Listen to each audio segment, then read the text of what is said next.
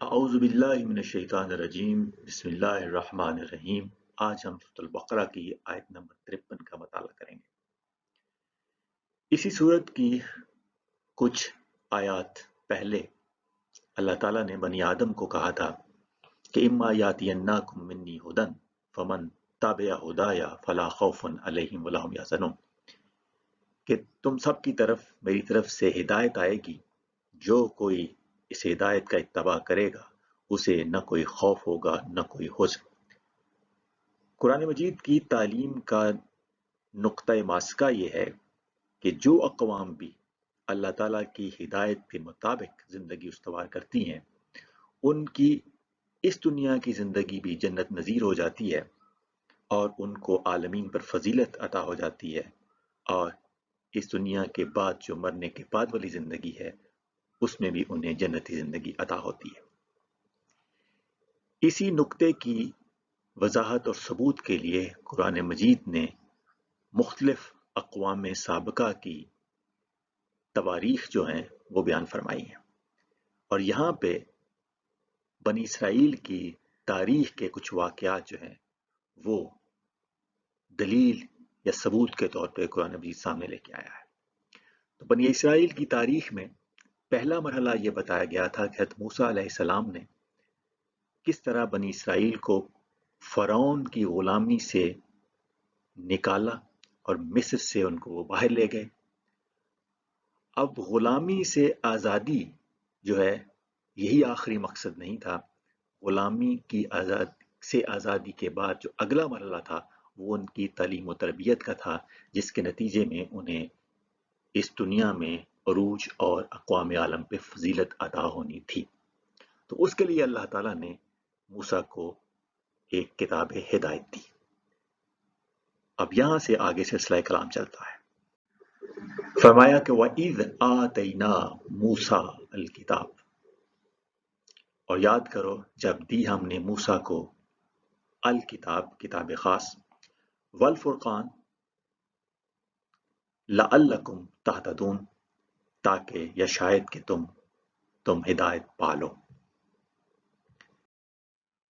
Wise میں جو واو ہے یہ عاطفہ ہے، کنجنکشن، اور چونکہ بنی اسرائیل کی تاریخ کے مختلف واقعات یا ان کی تاریخ کے مختلف مراحل کا ذکر ہے تو پچھلے سے اگلے مرحلے کے بیان کے درمیان یہ عطف آیا ہے، اینڈ یا کنجنکشن یا واو عاطفہ۔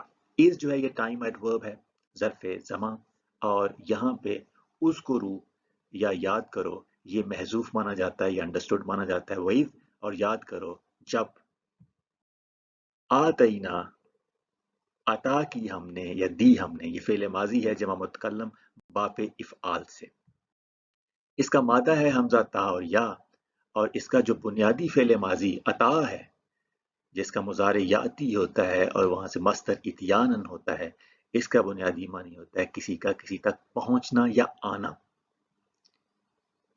ٹو ریچ، ارائیو اور کم۔ جیسے قرآن مجید میں ایک جگہ ہے حل عطا کا حدیث و موسیٰ، کیا آپ کے پاس موسیٰ کی خبر پہنچی ہے، has there reached you the story of Moses. لیکن یہ جو ہم آیت پڑھ رہے ہیں اس میں باب افعال سے یہ فعل استعمال ہوا ہے آتا۔ اب یہ جو حمزہ ہے یا الف نظر آ رہا ہے اس کے اوپر کھڑی زبر ہے یا یہاں مد ہوتی ہے۔ آتا یؤتی اتان، اس کا مطلب ہوتا ہے کسی کو کسی تک پہنچانا۔ تو پہلی فارم جو ہے پہلا باب عطا، اس کا مطلب ہے پہنچنا، اور باب افعال میں ہے پہنچانا، کسی کو کسی تک پہنچانا یا دینا دوسرے معنی میں۔ تو آتینا موسیٰ الکتاب، دی ہم نے موسیٰ کو کتاب، تو باب افعال سے یہاں یہ فعل استعمال ہوا ہے۔ موسیٰ یہ جلیل القدر پیغمبر کا نام ہے جو بنی اسرائیل کی طرف مبعوث ہوئے۔ الکتاب، تو الکتاب میں ال جو ہے یہ جو ہے وہ اس کو خاص کر دیتا ہے کتاب کو، کہ خاص کتاب جو اللہ تعالیٰ کی طرف سے نہیں دی گئی۔ یہ لفظ کتاب کے بہت سارے معنی ہیں، لفظ کتاب کے بہت زیادہ معنی ہیں، ان میں سے ایک معنی ہے لکھی ہوئی کتاب، تحریر یا نوشتہ، یا لکھی ہوئی مجلد کتاب یا صحیفہ، فرض یا فریضہ، دستور، قانون، اصول یا ضابطہ حیات، فیصلہ، فرمان یا قضا، محکم اور مثبوت شے یا معاملہ، امر لازم، لکھی ہوئی یا محفوظ کی گئی رویداد یا سرگزشت یا نامہ اعمال، نامہ، خط یا لکھا ہوا پیغام، آزادی کا پروانہ یا تحریر یا عقد، فہرست یا فہرست میں شمول چیزیں، اور قدر یا مقرر عدت یا وہ دستاویز جس کے ذریعے کوئی چیز کسی کے نام لگائی جائے، یا دستاویزی ثبوت، یا الہامی صحیفہ، قانون یا ضابطہ حیات۔ زیر نظر جو آیت ہے یہاں پہ الکتاب سے مراد اللہ تعالیٰ کی طرف سے دیا ہوا ضابطہ حیات ہے، یا قانون کی کتاب ہے، یا الہامی صحیفہ ہے۔ وَإِذْ آتَيْنَا مُوسَى الْكِتَابَ وَالْفُرْقَانَ، اب کتاب اور فرقان کے درمیان جو واو ہے، ایک خیال تو یہ ہے کہ واو عطف کا ہے، اور دوسرا خیال یہ ہے کہ یہ واو تفسیر کے لیے ہے۔ اگر واو عطف کا سمجھا جائے یا کنجنکشن سمجھا جائے تو اس کا مطلب ہوگا کہ موسیٰ کو دو چیزیں ملیں، کتاب اور فرقان، جبکہ دوسرا خیال یہ ہے کہ یہاں واو تفسیر کا ہے، جس کا معنی ہے یعنی کتاب یعنی فرقان، جس کی صفت ہے کہ وہ صحیح اور غلط میں فرق کرنے والی چیز، دی کرائیٹیرین۔ تو یہاں الفرقان جو ہے یہ اس میں صفت کے طور پہ آیا ہے، اور واو جو ہے یہ برائے تفسیر ہے۔ الفرقان، دی کرائیٹیرین یا فرقان، اس میں صفت منصوب حالت میں ہے۔ اس کا مادہ ہے فا، را اور قاف۔ فرق جو ہے یہ بنیادی طور پہ سر کی مانگ کو کہتے ہیں، جس سے دونوں طرف کے بال ایک دوسرے سے الگ ہو جاتے ہیں۔ یعنی جب مانگ نکالتے ہیں تو مانگ کے ایک طرف کچھ بال ہو جاتے ہیں، دوسری طرف کچھ بال ہو جاتے ہیں، تو ایک دوسرے سے الگ ہو جاتے ہیں۔ تو دو چیزوں کے درمیان جو خط امتیاز ہے اس کو فرق کہتے ہیں، یا وجہ امتیاز کوئی چیز ہو اس کو بھی فرق کہتے ہیں۔ الگ الگ ہو جانا اس کو بھی فرق کہتے ہیں۔ تو فرقن کہتے ہیں الگ ہونے والے ٹکڑے کو، فرقہ کہتے ہیں الگ ہونے والے گروہ کو، اور اگر کوئی بڑی جماعت الگ ہوئی ہو تو اس کو فریق کہتے ہیں۔ فرقہ کے مقابلے میں فریق بڑی جماعت کو کہتے ہیں۔ تو یہیں سے لفظ فرقان نکلا ہے۔ تو وہ چیز جو سچ اور جھوٹ یا حق اور باطل یا حلال اور حرام یا جائز اور ناجائز وغیرہ کے درمیان علیحدگی کر دے، امتیاز کر دے یا فرق کر دے، تو یہ فولان کے وزن پہ ہے یہ لفظ فرقان۔ تو اس میں مبالغہ پایا جاتا ہے، یعنی خوب اچھی طرح فرق واضح کرنے والا۔ تو جو کتاب موسیٰ ہے اس کی جو صفت اللہ تعالیٰ نے بیان کی ہوئی ہے کہ یہ بالکل واضح کرنے والی کتاب ہے، جو حق اور باطل کو۔ تو فرقان کا ایک معنی یہ بھی ہوتا ہے وہ معیار یا کسوٹی جس پر کسی چیز کو جانچا یا پرکھا جائے، حجت یا برہان یا دلیل قاطع یا کسوٹی۔ تو قرآن کو بھی قرآن مجید میں فرقان کہا گیا ہے۔ چنانچہ ایک آیت ہے تبارک الذی نزل الفرقان علی عبدہ لیکون للعالمین نذیرا، اور جو کتاب موسیٰ ہے اس کو بھی اللہ تعالیٰ نے فرقان کہا ہے۔ تو اگر جانچنا ہو کہ حق کیا ہے اور باطل کیا ہے تو اس کو کلیئرلی ڈسٹنگوش کرنے والی کوئی اگر چیز ہے تو وہ ہے القرآن، یا اللہ کی طرف سے دی ہوئی جو چیز ہوتی ہے۔ فرقان کا معنی ثبوت، دلیل یا استدلال بھی ہوتا ہے۔ طلوع فجر سے تھوڑا پہلے کے وقت کو بھی فرقان کہتے ہیں، اور غزوہ بدر کے دن کو بھی یوم الفرقان کہا گیا ہے۔ سورۃ الانبیاء کی آیت نمبر 48 میں ہے کہ وَلَقَدْ آتَيْنَا مُوسَىٰ وَهَارُونَ الْفُرْقَانَ وَضِيَاءً وَذِكْرًا لِلْمُتَّقِينَ، اور بے شک ہم نے دی موسیٰ اور ہارون علیہ السلام کو فرقان اور روشنی اور پرہیزگاروں کے لیے نصیحت۔ یہاں بھی تین چیزوں کا ذکر ہے، الفرقان اور ضیاء اور ذکر۔ تو اگر ہم واو کو یہاں پہ عطف سمجھیں تو اس کا مطلب ہوگا کہ تین چیزیں ملی موسیٰ اور ہارون کو، فرقان الگ کوئی چیز تھی، ضیاء الگ کوئی چیز تھی، اور ذکر الگ کوئی چیز تھی۔ اور اگر ہم یہاں واو تفسیر والا سمجھیں، واو تفسیری، تو پھر یہ مطلب ہوگا کہ ہم نے موسیٰ اور ہارون کو جو کتاب دی اس کی ایک صفت تھی فرقان، دوسری صفت تھی ضیاء روشنی، اور تیسری صفت تھی نصیحت۔ تو اس سے پچھلی آیت میں جس جو ہم آج پڑھ رہے ہیں وہاں ہم نے دیکھا کہ وہاں ذکر ہے کہ ہم نے موسیٰ کو الکتاب دی، والفرقان، کتاب اور فرقان. تو اگر ہم یہ دیکھیں کہ کتاب کوئی اور چیز ہے، فرقان کوئی اور چیز ہے، ضیاء کچھ اور چیز ہے اور ذکر کچھ اور چیز ہے، تو یہ تو چار چیزیں بن جائیں گی. تو اگر واو کو واو تفسیری لیں تو پھر یہ ہوگا کہ اللہ تعالیٰ نے موسیٰ اور ہارون علیہ السلام کو الکتاب دی، یعنی ضابطہ ہدایت دیا، اور اس ضابطہ ہدایت کی صفت یہ تھی کہ وہ الفرقان ہے، یعنی کہ حق و باطل میں بالکل واضح فرق کرنے والی کتاب ان کو دی گئی. دوسرا اس کی خصوصیت تھی کہ ضیاء یعنی روشنی دی، جو ان کو جہالت کے اندھیروں سے نکال کر روشنی میں لے آئے.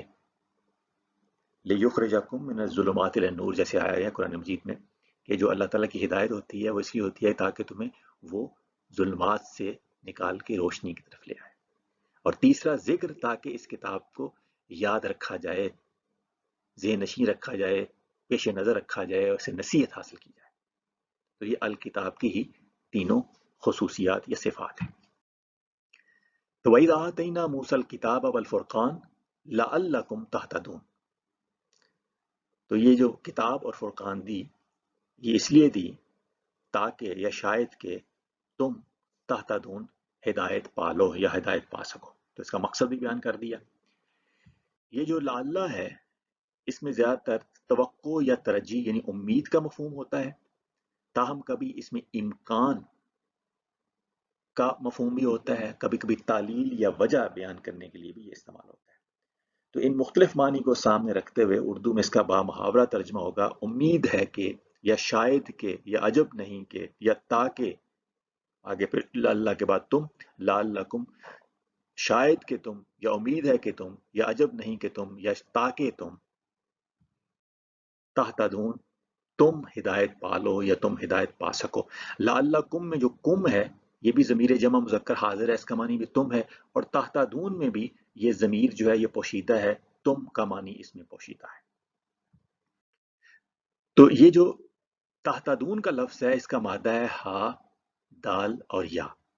تو جو اس کی بنیادی جو فارم ہے یا باب ہے، پہلا باب، اس سے جو فعل ماضی ہے ہدا، مضارع بنتا ہے یہدی، اور ہدن جو ہے اس کا جو مصدر ہے، اس کا ایک معنی ہوتا ہے لطف و کرم کے ساتھ کسی کی رہنمائی کرنا یا راستہ بتا دینا. اسی سے لفظ ہدیہ ہے جس کے معنی ہے اس تحفے کے ہوتے ہیں جو بغیر معاوضہ کے دیا جائے. تو ایک تو ہدایت، ہدا کا مطلب ہو گیا کہ اس نے راستہ بتا دیا، بتا دیا بس، یا دکھا دیا بس.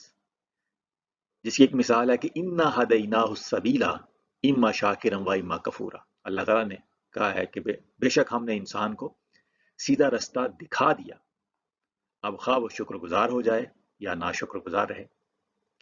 دوسرا یہ ہے کہ یہ جو رستہ دکھایا جاتا ہے یہ ذہن اسے قبول بھی کر لے یا ذہن کو سمجھ میں آ جائے. تو قلب جو ہے اس کی خصوصیت قرآن مجید میں بتائی گئی ہے، لَهُمْ قُلُوبٌ لَا يَفْقَهُونَ بِهَا. تو قلب جو ہے یہ وہ جگہ ہے جہاں سے سمجھ یا فہم ہوتا ہے. تو رستہ دکھا دیا ہے، یہ ایک سٹیج ہوتی ہے، رستے کا سمجھ میں آ جانا یا قلب تک اتر جانا یہ دوسری سٹیج ہوتی ہے. یہ بھی ہدا کا معنی ایک یہ بھی ہوتا ہے کہ راستہ سمجھا دینا. وَمَنْ يُؤْمِنْ بِاللَّهِ يَهْدِ قَلْبَهُ. جو شخص اللہ پر ایمان لاتا ہے تو وہ اس کے قلب کو ہدایت فرما دیتا ہے. تیسرا معنی ہدا کا یہ بھی ہوتا ہے راستے پر چلا دینا. ہدا اس نے راستے پر چلا دیا. ایسے قرآن مجید کی سورۃ القصص کی آیت نمبر 56 میں ہے اِنَّكَ لَا تَهْدِي مَنْ أَحْبَبْتَ وَلَكِنَّ اللَّهَ يَهْدِي مَن يَشَاءُ. نبی کریم صلی اللہ علیہ وسلم کو مخاطب کر کہا گیا کہ حقیقت یہ ہے یا بے شک جسے آپ چاہتے ہیں یا جس سے آپ محبت کرتے ہیں، جسے آپ چاہتے ہیں، اسے راہ ہدایت پر آپ خود نہیں چلا سکتے. لا تہدی، آپ نہیں چلا سکتے، من احببتا، جسے آپ چاہیں یا جس سے آپ محبت کریں. ولیکن اللہ یہدی من یشاء، بلکہ جسے اللہ چاہتا ہے راہ ہدایت پر چلا دیتا ہے. تو نبی صلی اللہ علیہ وسلم ہدایت بتا تو سکتے ہیں لیکن چلا نہیں سکتے. تو چلانا جو ہے کسی کو سیدھے راستے پہ، یہ اللہ اپنے قانون کے مطابق جسے چاہتا ہے چلاتا ہے. اور وہ قانون کیا ہے وہ اللہ تعالیٰ کی مختلف آیات میں بیان ہوا ہے جس کو ہم پہلے بھی ایک لیکچر میں دیکھ چکے ہیں. چوتھا معنی ہدا کا ہوتا ہے منزل تک پہنچا دینا. جیسے قرآن مجید کی ایک آیت ہے سورۃ الاعراف کی آیت نمبر 43 جہاں کہا گیا وقالو الحمدللہ الذی ہدانا لہذا، اور وہ جنتی کہیں گے سب حمد اللہ ہی کے لیے ہے جس نے ہمیں یہاں تک پہنچا دیا. تو جنت تک جو پہنچا دیا ہے تو یہاں پہنچانے کے لیے بھی لفظ ہدا ہے. تو ایک ہے ہدا کا مطلب رستہ بتا دینا، دوسرا رستہ سمجھا دینا، تیسرا رستے پر چلا دینا، چوتھا پہنچا دینا. تو چاروں مختلف مدارج بھی ہیں ہدایت کے کہ رستے کا پتہ چل جائے، دوسرا رستہ سمجھ میں آ جائے، پھر یہ ایک رستے پہ بندہ چل جائے، اور پھر یہ ایک منزل پہ پہنچ جائے. اسی سے باب افتعال سے جو فعل ماضی ہے وہ ہے اہتدا، مضارع یاتدی، اور اہتدان جو ہے یہ سے مصدر. یہ اس کا معنی ہوتا ہے ہدایت یا رستہ پا لینا یا حاصل کر لینا. تو ابھی آج کی جو آیت پڑھ رہے ہیں ہم اس میں ہے کہ وَإِذْ آتَيْنَا مُوسَى الْكِتَابَ وَالْفُرْقَانَ لَعَلَّكُمْ تَهْتَدُونَ، اور یاد کرو جب ہم نے موسیٰ علیہ السلام کو کتاب یعنی فرقان عطا کیا تاکہ تم راہ ہدایت پا لو یا پا سکو. تو اہتدا جہاں سے تہتدون آیا ہے اس کا معنی ہوتا ہے ہدایت پا لینا. ہدا ہدایت دینا کسی کو، اور اہتدا ہدایت پا لینا. آج ہم نے جو آیت پڑھی 53 سورۃ البقرہ کی یہ تھی کہ وَإِذْ آتَيْنَا مُوسَى الْكِتَابَ وَالْفُرْقَانَ لَعَلَّكُمْ تَهْتَدُونَ، اور یاد کرو جب دی ہم نے موسیٰ کو کتاب یعنی فرقان تاکہ یا شاید کہ تم ہدایت پالو. وَمَا عَلَيْنَا إِلَّا الْبَلَاغُ الْمُبِينُ.